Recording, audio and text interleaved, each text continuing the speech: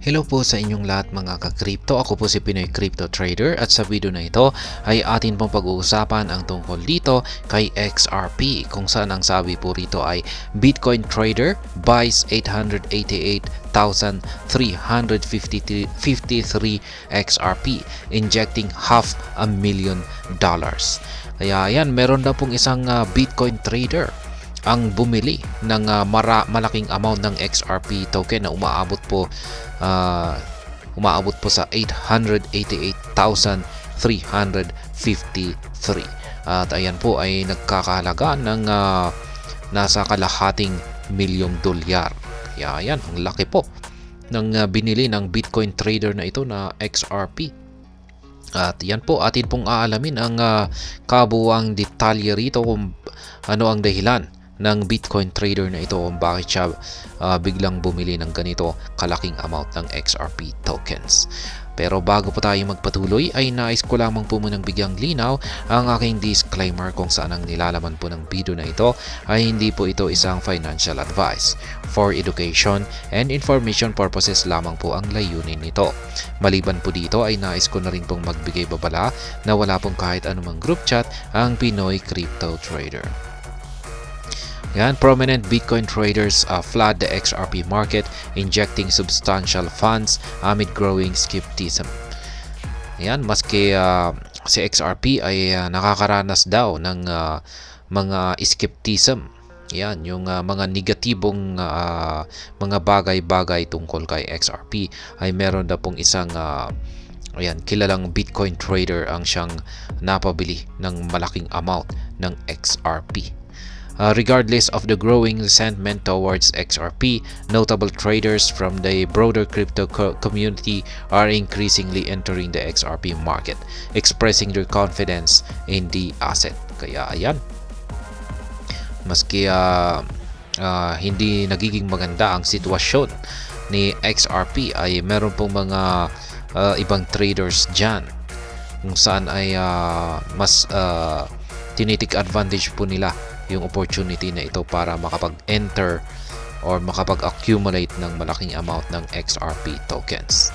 At yan, yung kanilang mga galawang ito ay nagpapakita po na sila ay may confidence or sila po ay may pagtitiwala or nagtitiwala po sila dito kay XRP.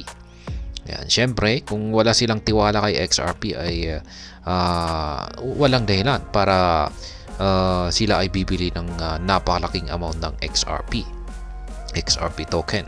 Kaya yan, one of the most recent significant XRP buy disclosures from the other community came from an elite Bitcoin trader using the Dr. Profit username on X. Yan, isa lamang daw po sa mga Bitcoin trader. Yan, elite, isa daw po sa mga bumili ng napakalaking amount ng XRP token ay ang elite Bitcoin trader na gumagamit po ng username na Dr. Profit. Yan, Bitcoin trader stocks 888,353 XRP. In a post earlier today, Dr. Profit revealed that he had invested $500,000 into XRP. According to the disclosure, the Bitcoin trader entered the XRP market at 0.56 per token, augmenting his existing XRP portfolio. Kaya yan, ganyan po katindi itong si Dr. Profit. Siya raw po ay nakapag-invest ng kalahating milyong dolyar dito kay XRP. Siya po ay pumasok sa presyong 0.56 per token. Yan po yung actual na tweet ni Dr. Profit. Adding $500,000 worth of XRP at a price of 0.56 to my existing long-term XRP position. Yan, meron po pala siyang matagal ng long-term XRP position dito. Dinagdagan lamang po niya. Last big buy order for XRP was in January last year. Bought for 0.32. Expanded my position today. Kaya yan, meron po pala siyang binili na XRP token niya noong nakalipas na taon na buwan ng January at nabili po niya ito sa presyong 0.32.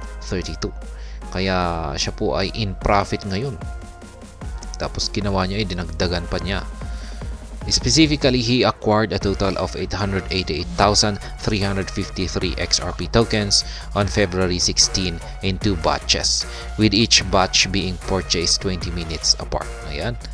Nabili po niya ang 888,353 XRP tokens niya nitong February 16 at binili po niya ito sa dalawang transactions. The first instance, he bought 479,965 XRP valued at $268,795.97, while in the second, he took a store of 408,388 XRP worth $228,710.60. Kaya yan po yung mga dalawang separate transactions niya. Ayan. Kaya yan, 2 beses po siyang nag-transact. Cumulatively, the Bitcoin trader has committed $497,506.57 into XRP. Considering XRP trades at 0.5714 at the time of reporting, the trader's new XRP acquisition is now worth $507,604, netting a profit of $10,098 in under a few hours. Kaya ayan, yung total po na ininvest ni Dr. Profit dito kay XRP ay nasa $497,506.57. At yan po yung kanyang binili po niya ito sa presyong 507,604. At ngayon ay umangat po ito. Yan, umangat po sa presyo. Ngayon ay si XRP ay umangat po sa presyong 0.5714.